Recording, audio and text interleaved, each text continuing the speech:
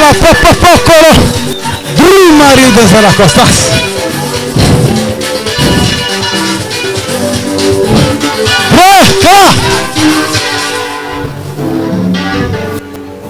Bwana sifiwe. Bwana sifiwe. Bwana sifiwe. Aba bahagaze hano munsi mugarare bukeya. Haleluya. Umuvuga butumwa muri haleluya. Bwana sifiwe. Haleluya. Uko icyuma gicaza ikindi niko tugomba gutasanya. Bwana sifiwe. Haleluya. Amaso acaza ndi niko tugomba gutasanya. Mwene datagiye kuvuga ijambo ry'Imana. Yego. Ariko reka ndamwegereza muri haleluya kugira ngo abashe gutema neza. Bese mashoyo.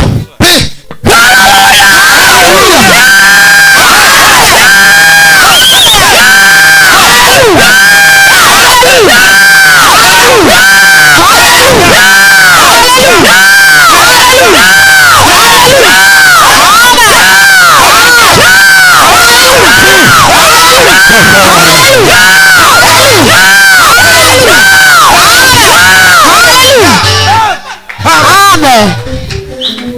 Bwana sifiwe. Reka dutere natwe haleluya bukeya gusa zibiri tisinyisha. Amen. Natanga umwe. Asifiwe. Haleluya. Mwatwishimiye cyane. Kuburyo mwabuka tuterana haleluya bwese. Amen. Kandi mu bikore turebe. Muhaguruke duterane haleluya gusa. Malaria odesela. Usifiwe Yesu Kristo. Malaria dezako kiki. Umukozi musu. Malaria fisela. Ai usifiwe Yesu Kristo. Kimala baria. Sakumona mbinguni. Ubwo kuvuga ngo basigaye bicaye niwe batishimye gusa. Usifiwe Yesu Kristo. Ai umukozi muzuri kabisa. Aiwe usifiwe Yesu Kristo.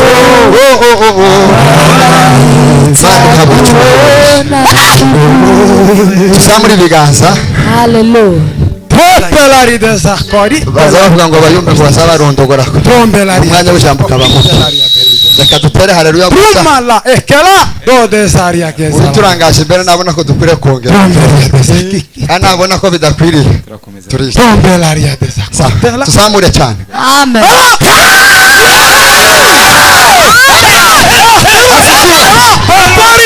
Kongera kandi yose.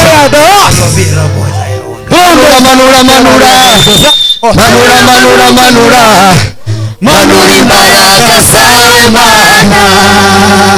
Manura we. Baba we. Manura. Tuzamure cyane amaboko.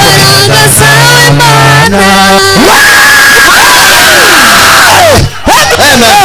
Ku malaria dezaketela. Ngabona asenge mwicare. Ngabona asenge. Pro malaria.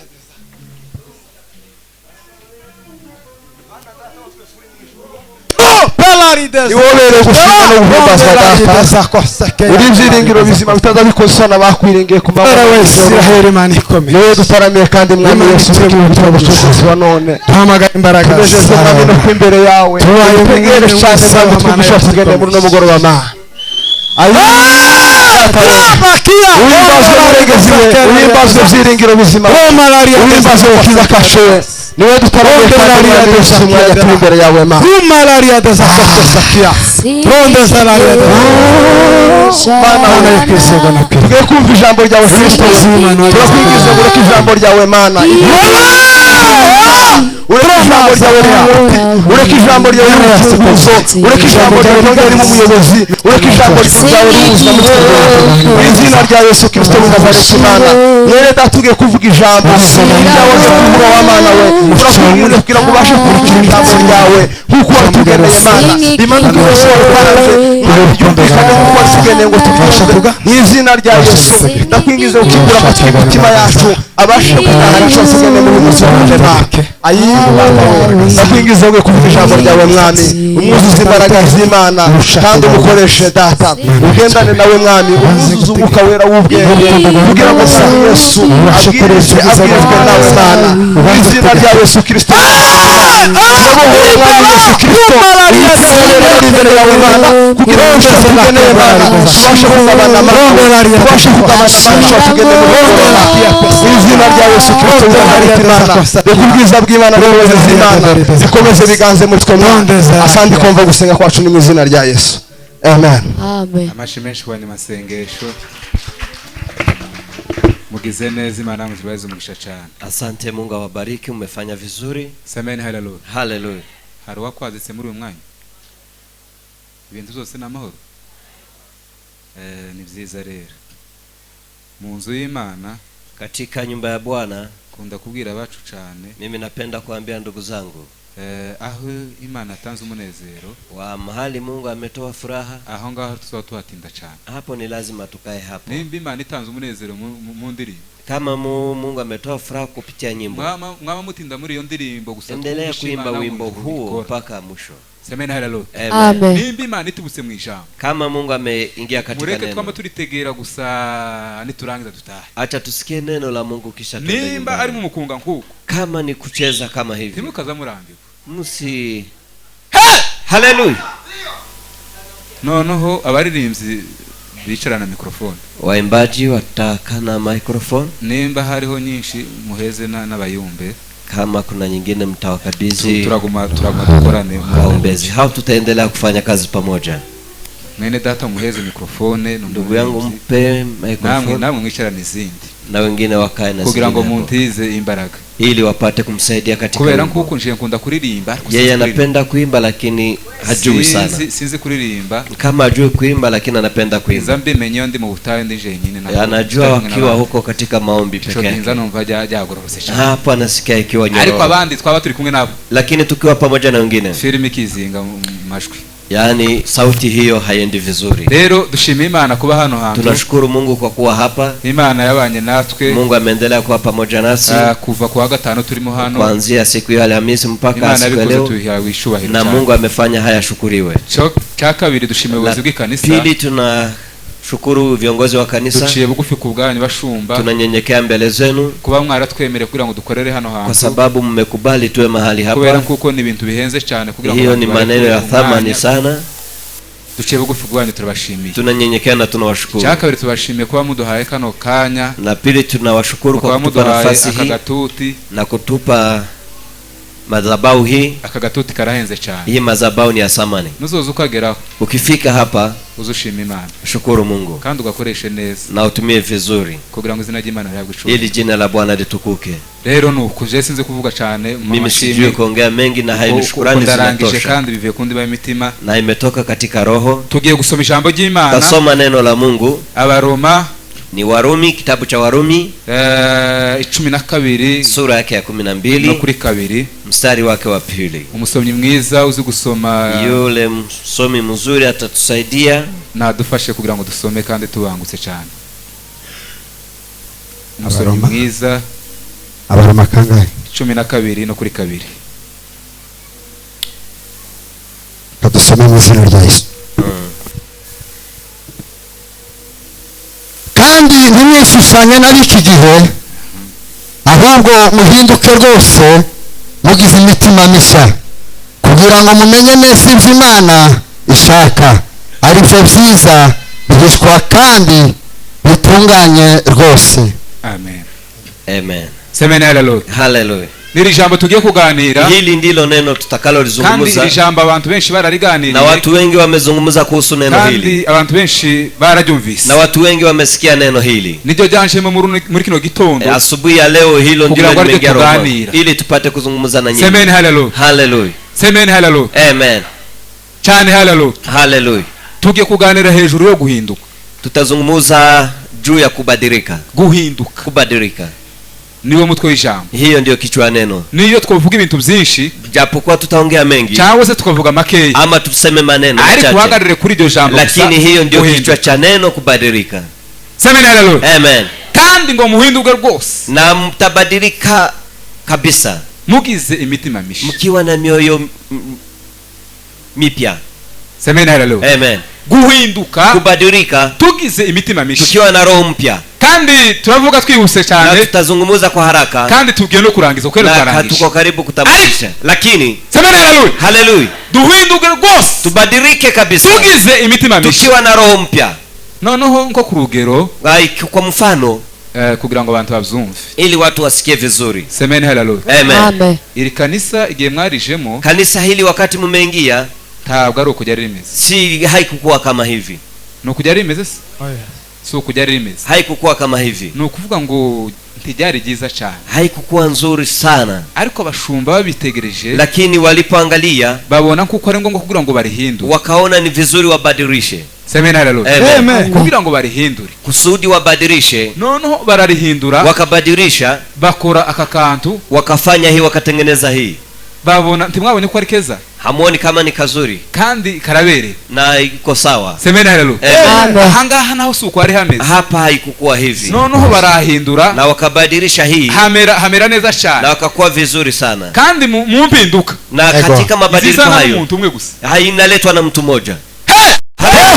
Impinduka, mabadiliko izizana n'umuntu umwe, yanaletwa na mtu mmoja. Kandi guhinduka, na pia kubadilika, ni mu bitekerezo cyane, katika mafikara. Semeni haleluya.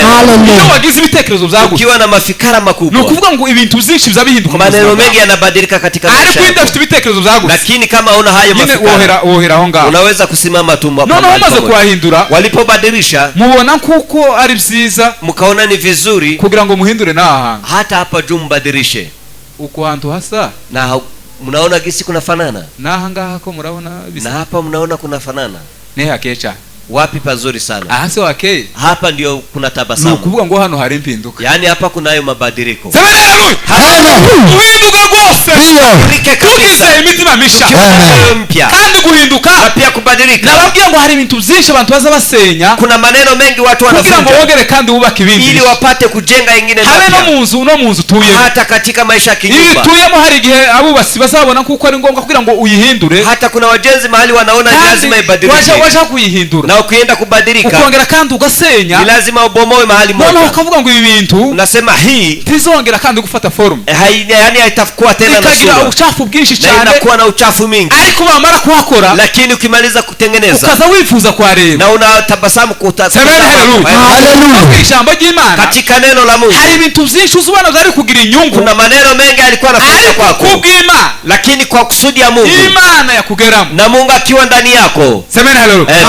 Nubwo gusambana uzawumva kawe bimeze neza, hata ukisharati hiyo ukisikia ni uzuri kwako, Imana yamwijwe imaze kugera, lakini Mungu akiingia ndani yako, ibintu byose byabihinduka, maneno yote yanabadilika. Imuneke ndirimbe ahuye na Mesia, karibu na Mesia, sinisanzwe uwahuye nawe ahinduka musha,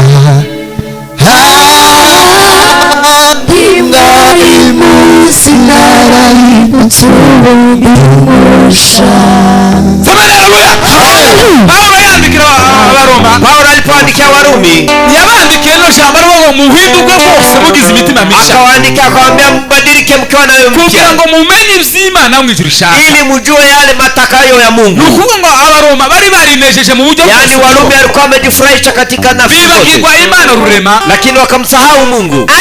Lakini semena lelo, amen, babonye Paulo alipowatazama arababwira ngo tumishushanyi na akawaandika msijifananishe na wakati, abiki gihe waja wakati zaidi siku bagira uko basi, wanagisi wanafanana, ariko giteye ubwoba cyane, lakini la kutisha sana nukunta abantu ba Kristo basenze Imana, ni ugisi wa Kristo ambao wameomba Mungu, basigaye bigana ingendo z'abisi, lakini hao ndio wanaiga tabia za Mungu. Duhinduka rwose, lakini tubadilike. Semena haleluya, haleluya, semena haleluya, haleluya. Guhinduka biradukwiriye bavandimwe, kubadilika inatupasa, abavyeyi biradukwiriye, wamama ni lazima tubadilike kugira ngo duhinduka rwose, ili tubadilike kabisa. Hari igihe kimwe twigeze nko kuzana system yo guhindura abantu muri korari, kuna wakati wa mama umoja ameleta mabadiliko katika kwaya, noneho icyo gihe abana b'abakobwa bariko bambara utujipu nyine tu, nao wasichana walikuwa kivaa hiyo tudasamaje, nguo fupi sana, noneho umwe turamugenderera, na wamoja wakamwendelea, nyina aramubwira ngo abihoreye ngo bariya, na mama yake akamwambia acha hao ngo ntibakazabakanga,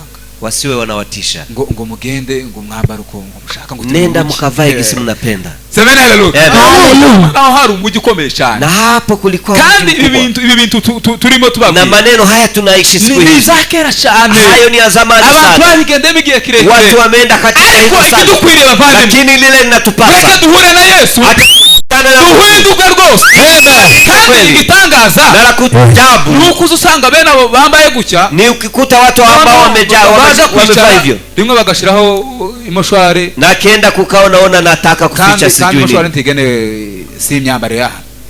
Iyo se ni imyambaro. Abahungu ugasanga nawe yambaye ipantaro yegeje hano. Hata vijana unakuta karagwana azamura. Hiyo amevaa kabisa mpaka chini. Wewe wabikene ibirekega nanone bitibuke niwe wabikene. Wewe ndio umetaka acha yanguke. Komora semeni haleluya. Kidukwiriye. Lakini mbalo linatupasa. No guhinduka. Ni kubadilika. Iyo wahindutse ukibadilika. Ivyakera byose. Ya zamani yote. Kumwandisi bizabihinduka uzubona byabaye amasi. Mwandishi ambaye ameandika yote unaona ni fakiri. Niki warese kubwa Kristo. Nini ambayo umeacha kwa ajili ya Kristo? Niki kubwa Kristo. Nini umebadilika kwa ajili ya Kristo? Utarahinduka muri kino gitondo. Kama hujabadilika asubuhi ya leo, mureke duhinduke. Acha tubadilike. Semeni haleluya. Takindi maana mshaka. Takindi maana mshaka. Hakuna lingine Mungu anatuhitaji. Imana ntishaka ko dutanga amaturo cyane. Mungu anahitaji tutoe sadaka sana. Umwandisi yaranditse. Lakini mwandishi ameandika. N'umuririmbyi aravuga ngo iyaba yishimiraga ibitambo. Na hivyo ndivyo muimbaji ameimba. Nari kubigutaka. Kama ungependa sadaka ningelitoa sana. Ibitambo wishimira. Lakini sadaka ambayo unaitaka. Ni mitima imeneka. Ni mioyo ambayo ni mikunjufu. Hiyo mitima izimeneka. Hiyo mioyo mikunjufu. Kumuntu wahindutse. Hiyo inakuwa mikunjufu kwa sababu umebadilika. Semeni haleluya. Amen. Hari ibintu zakuzitiye cyane. Kuna yale ambayo yamekuzingira. Hari ibintu usubona bikunejeje cyane. Kuna maneno ambayo unaona yanakufurahisha sana. Ariko wamara kubikora mu mutima wakakubwira ngo nuko ukoze kino kintu. Hata ukimaliza kufanya na roho wako anakuambia kama umefanya hivyo. Hayaambatani kabisa na Mungu kwa sababu umekuwa mwaminifu. Ngo duhinduke. Hiyo maneno ni lazima tubadilike. Semeni haleluya. Amen. Kandi ni mu bitekerezo. Na katini mafikara tu. Niko nababwira. Iyo watekereje gusa gatoya ukifikiria tu katika mafikara yako. Ibintu zose gusa. Ni maneno yote yanabadilika. Usione ubwami bw'Imana. Yeye unaona ufalme wa Mungu. Kandi nico kidukwiriye cyane. Hana hiyo ndio inatupasa. Semeni haleluya. Amen. Haleluya. Cyane haleluya. Semeni. Amen. Amen. Ibintu nkabingahe gusa natekereje dufasha guhinduka. Maneno kama mangapi ambayo yanaweza kutusaidia kubadilika? Semeni haleluya. Amen. Icyambere neno la kwanza kwibuka agaciro wagiraga kawe.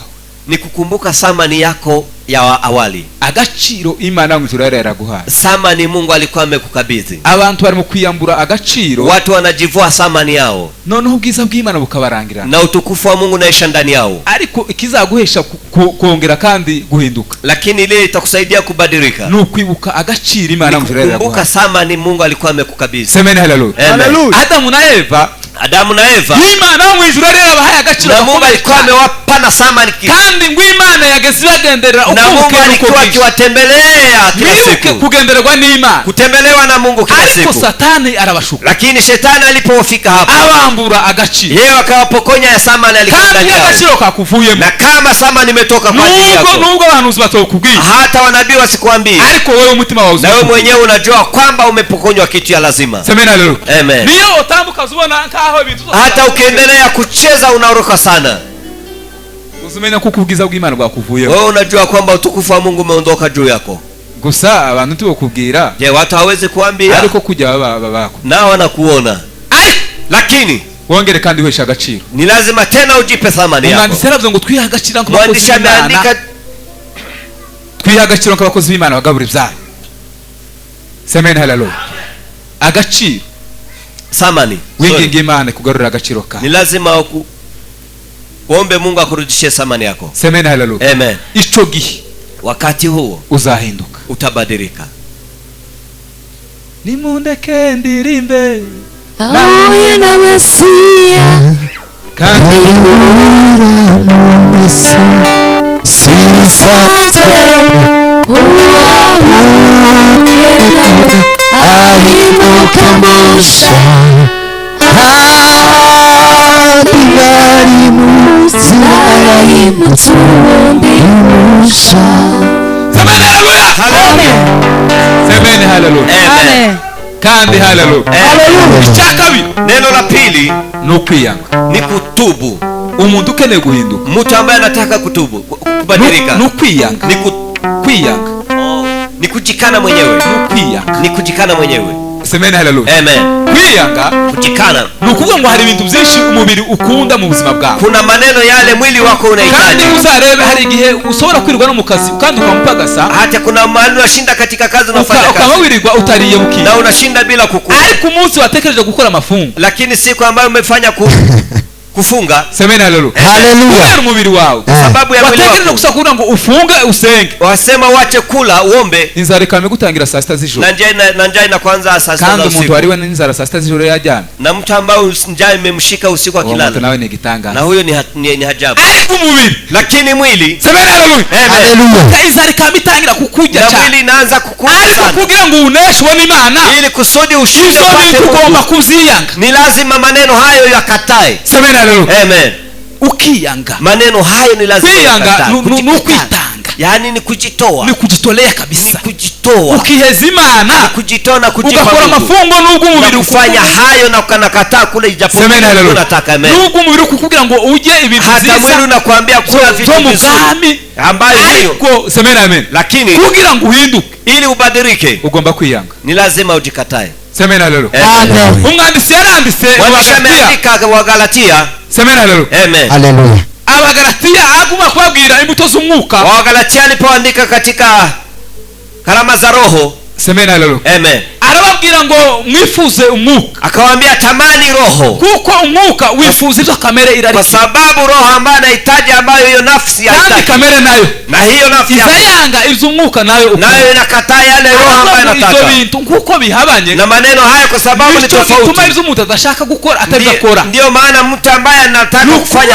ibyo hayo, bintu birabana cyane. hayo maneno hayapo pamoja. semeni haleluya, Amen. kamere n'umwuka ni ibintu bibana, Hiyo nafsi na roho ni zinaishi mahali pamoja. iyo utiyanze Kama ujikatai, ni ukuvuga ngo kamere izi ni kudomina, lazima hiyo ni nafsi yako, ni lazima iendelee uzawumva kuwa. gusambana ntacaka ibirimo, Au unasikia kufanya usharati isi ukumva dhambi, kuroga ntacaka ibirimo, unasikia kufanya hiyo uzinzi ukumva si dhambi, ubugambo ntacaka ibirimo, unasema kusengenya si dhambi, kubera kamere kwa cyane sababu ya yakubaza. nafsi yako iko ndani ariko yako. umunsi umwuka w'Imana kugezeho, Lakini siku roho wa Mungu anapoingia ndani yako, semeni haleluya, amen, twikirize cyane haleluya, amen, Imana iyo yatashe muri wewe, Mungu wakati ameingia ndani yako, uza wiyanga, wewe unajikataa mwenyewe, ukagira urukundo. wewe unakuwa na upendo. Ababyeyi, urukundo rwarashize mu bantu, Wa mama, upendo umeisha. urukundo rwagiye he? Upendo umeenda wapi?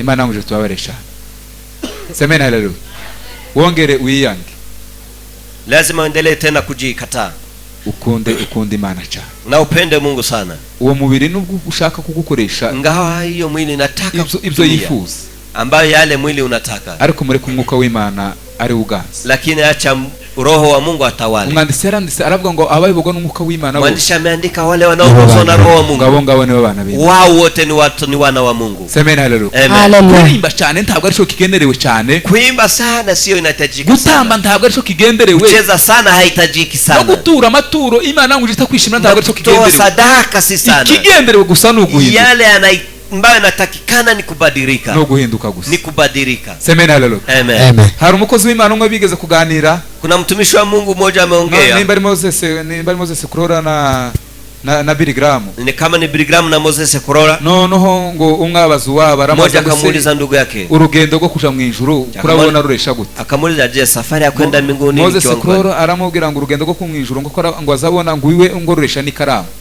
Moses Kurora akamwambia, hiyo safari ni kama kalamu. ikaramu ni ikintu kigufi cyane, Yaani kalamu ni kitu fupi no sana, kuntu yarababwiye ngo urugendo rwo kuja mu ijuru ni gatoya cyane, ni kitu fupi sana, kugira ngo winjire mu bwami ili bw'Imana. upate kuingia katika ufalme wa Wao Mungu. na waramubwira ngo uracari kure cyane, Na mwingine akamwambia, wewe uko mbali sana. semeni haleluya. Amen. ufite urugendo rwo ruresha n'ikaramu, Wewe ambayo unayo safari kama kalamu, ngo uracari kure cyane, wewe ukingali mbali aravuga ngo sana. urugendo rwo kuja mu ijuru Akamwambia safari ya kwenda mbinguni ngo nukugira we, ni kugeuka tu hivi.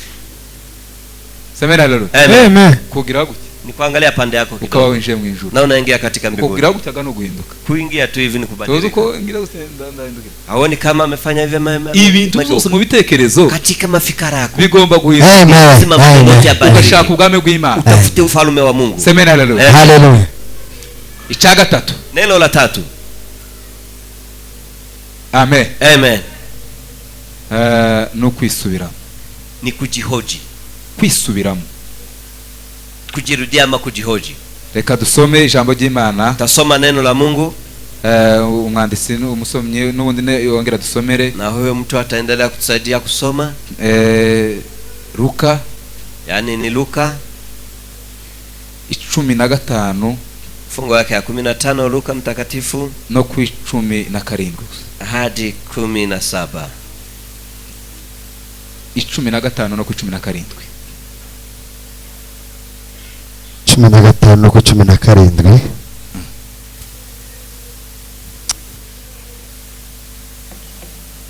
Kadusome mu izina rya Yesu. Nuko yisubiyemo aribwira ati, abagaragu ba data ni benshi kandi bahazwa n'imitsima bakayisigaza, naho nge inzara insinza hano. Reka mpaguruke nge kwa data mubwire nti, data nacumuye kuyo mu ijuru no mu maso yawe, ntibinkwiriye kwitwa umwana wawe, mpaka mbe nk'umugaragu wawe. Arahaguruka ajya kwa se. Agituruka kure, se aramubona, aramubabarira, arirukanka, aramuhobera, aramusoma. Amen. Amen. Semeni haleluya. Amen. Navuze ngo icya gatatu, neno la tatu no kwisubiramo, ni kujihoji. Amen. Amen. asanga ko akwiriye kugaruka mu rugo rwa se, ahera akaragaruka maze se amwakira n'imbabazi. Isuzumye asanga ko akwiruka mu rugo rwa se, ahera akaragaruka maze se amwakira n'imbabazi. Subiramo mbao unajihoji mwenyewe. Ni kuru tumaze gusoma, maneno haya tumetoka kusoma. No Yesu ubwe ni wabwira abantu. Yesu mwenyewe ndiye ameambia watu. Semeni haleluya. Haleluya. Yarababwiye ngo bana bangu, akawaambia watoto wangu, ninde muri mwe, nani kati yenu umuntu waba ufite intama 90 ambaye mtu anaweza kuwa na kondoo 69 amara akavamwe imwe gusa na kutoke moja, ntayisige ngo ntasiga izindi ngo aje kwishaka, na siache zingine aende kutafuta hiyo moja. Waba ufite intama nyinshi, ingawa unaweza kuwa na kondoo nyingi, ariko abungeri barabizi cyane, lakini hao wafugaji baragiye nje yose narabyo, ambao watu hao wamefuga hao wanajua. Semeni haleluya. Amen. Iyo hauraga imwe, kama kumekosa moja, wageze usiga ikibuga cyose na unaacha hiyo kundi lote unaenda kutafuta hiyo moja, ukagerageza kurangisha nabandi na unaendelea kuuliza watu wengine. Semeni haleluya. Amen. Kugeza igihe uyibonye, mpaka unapoiona. Yesu aragira ngo se ninde muri mwe, Yesu akamwambia nani kati yenu wao ufite intama 90 anaweza kuwa na kondoo hizo, yamara yazimizwe ntaje kwishaka, na hiyo moja ikipotea aravuga ngo iyo ntama yazimiye, akasema kondoo hiyo moja imepotea, ni wewe ambaye umepotea, kandi ngo yagusanze wenda kufa, na amekukuta ukiwa tamani, ukiwa karibu kufa, lakini kwa neema ya Mungu ziratugarura, zimeturudisha. Semeni haleluya. Amen. Haleluya. Semeni haleluya. Haleluya. Kwisubira, kujihoji. kandi iyo ntama ngo yibonye, na kondoo hiyo akipata barayishimira cyane, yeye anafurahia sana. Semeni haleluya. Amen. Agakora ni fete, yeye anafanya hata kubera kuko ari intama, kwa sababu kuna kondoo ambayo imerudia. Bishaka kuvuga inataka inamaanisha hari umuntu umwe wihanye mu kama kuna mtu mmoja ambaye amekufa katika ufalme, yani mbinguni wanasherehekea, mbinguni shangwe zinakuwa, kubera kuko hari umuntu, kwa sababu kuna mtu mmoja ambaye amerudia, ametoka katika mauti ameingia katika uzima. N'umuntu bawahindutse, na huyo ni mtu ambaye amebadilika. Biradukwira kugira ngo duhindure, ni lazima tubadilike. Semeni amen. Amen. Ni lazima nimutumikie Mwokozi Bwana wangu, nisipoifanya kazi yako siku moja nitadaiwa.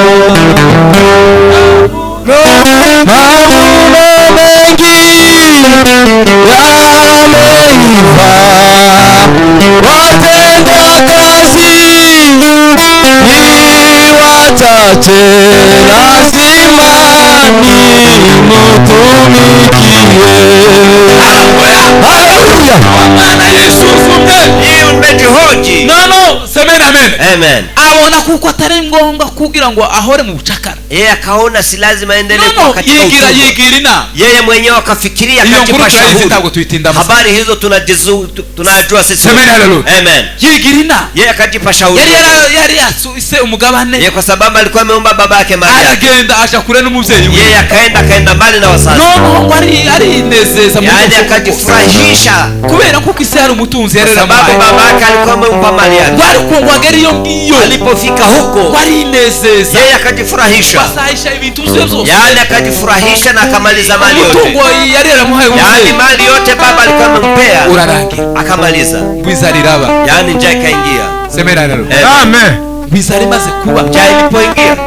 Ngo yifuza no guhazwa n'ibiryo by'inguru. Yeye akatamani kula mabaki ya nguruwe. Ivyo navyo yaravyifuje na hayo ameyatamani. Akuzi kwifuza ibiryo by'inguru. Na unajua kutamani chakula nguruwe. Warangiza nazo tubiwa. Na pia na hajapata hiyo. Kubera imbaraga zinza. Kwa sababu ya nguvu za njaa. Semeni haleluya. Amen. Ariko ngo yisubiyemo. Alipojihoji mwenyewe. Semeni haleluya. Amen. Aratekereza. Akafikiria. Aravuga ngo nubwo nazimiye. Akasema ingawaje nimepotea. Nubwo nagiye kure n'umuvyeyi. Ingawa nimeenda mbali na mzazi. Nubwo niyandushe. Ingawa nimejaribu kujichafua. Kwa data. Lakini kwa baba hari abagaragu benshi. Kunao watumishi wengi. Kandi ko barajya bagasiga. Na pia wanakula na kusaza. Reka basi ngende. Acha basi niende. Simba umwana wewe. Nisikue mtoto wake. Nashake ampake. Yeye bali anipe kibali tu. Ariko nzoza mbone ivyo kuja. Ili nami nikuwe mtumishi wake nipate chakula. Semeni haleluya. Amen. Semeni haleluya. Haleluya. Afata urugendo. Yeye akachukua safari. Wagituruka kure cyane. Alipotoka kwenye malango. Semeni haleluya. Amen. Wagituruka kure cyane. Alipotoka kwenye malango. Isara murangiza. Baba yake akamtazama akamuona. Ngo aramwishimye. Akamfurahia katika roho. Turabavye. Sisi ni wazazi. Semeni haleluya. Amen. Amen. Kunda kubwira ko tubana. Mimi napenda kumwambia yule ambaye wanaishi kiyo mwana yiyanduje cyane akansanga. Kama mtoto amejichafua sana amekuja kwangu. Nico genza ngira imbabazi cyane kurusha ko ameze neza. Hata ndio mimi nasikia kandi uko nokuri. Mimi hapo ndipo nasikia kumpenda sana kuliko. Akaza nsanganira. Na wakati akikuja na hiyo uchafu. Zangira imbabazi zirenze. Mimi nakuwa na hizo sana. Zirenze uko mimi nasikia kumpenda sana kuliko kwa kuko ndi umuvyeyi we. Kwa sababu mimi ni mzazi wake. Nawe nuko. Na pia na wewe ni hivyo. Ninde muntu wari wangu mwana wewe kukwera hii. Nani ambaye amemchukia mtoto wake aje amejichafua? Wamo kubarishara ngaha. Wamoja wanakaa hapa. Abavyeyi bakamasura kabakikira kandi bambaye neza. Na wewe wanachukua. Kubera imbabazi zuze. Kwa sababu ya upendo wao. Semeni haleluya. Haleluya. Semeni haleluya. Amen. Kuvuga ngo data n'umuvyeyi. Baba ni mzazi. Nukuri niko twibujije ijuru gusa. Ni sisi wenyewe tumejitata. Lakini Mungu. Tacha urakora kirarenga imbabazi z'Imana. Hakuna dhambi ambazo umezifanya ambazo tutakuwa na na Mungu akingana na nyosha mkono. Garuka. Mungu anakuambia rudia. Hinduka gusa. Badilika. Garuka. Garuka. Usubiri nyuma garuka. Garuka. Garuka. Usubiri nyuma garuka.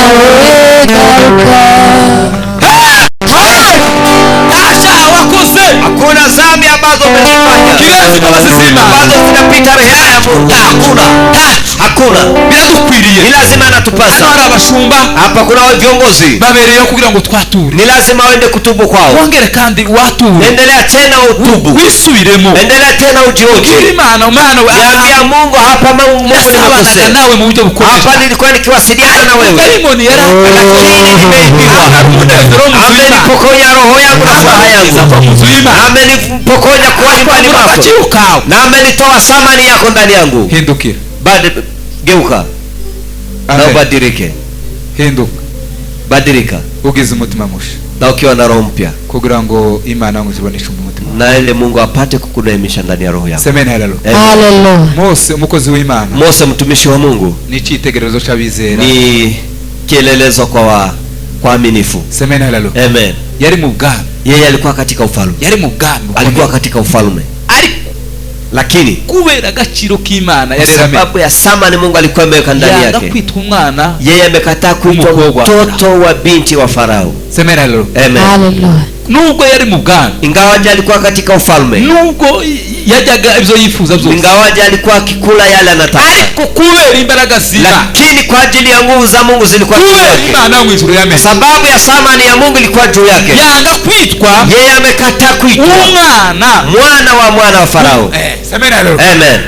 Aravuga ngo reka genda, akasema ataende, ajane n'ubwoko bwe, akaenda pamoja na taifa la Mungu, ave mu bwami, aenda toka katika ufalme, aragenda mu bwami, akaenda katoka katika ufalme. Semeni haleluya. Haleluya. Bwami ni mu buzahana katika ufalme, ni katika dhambi. Mutuve muri ubwo bwami bwa Satani, ondokeni katika ufalme wa Shetani, tuingie mu bwami bw'Imana, tuingie katika ufalme wa Mungu.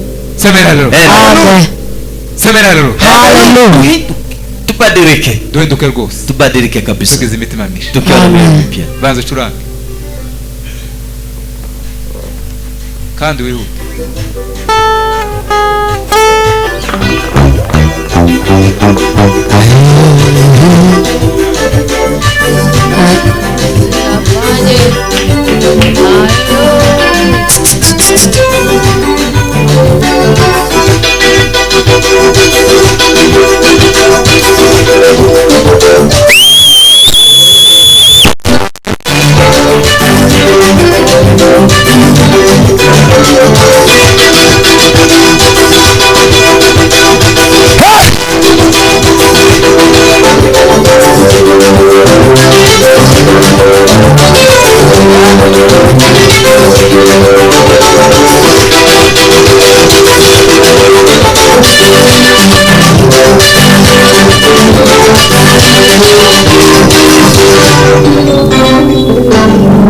Semeni haleluya.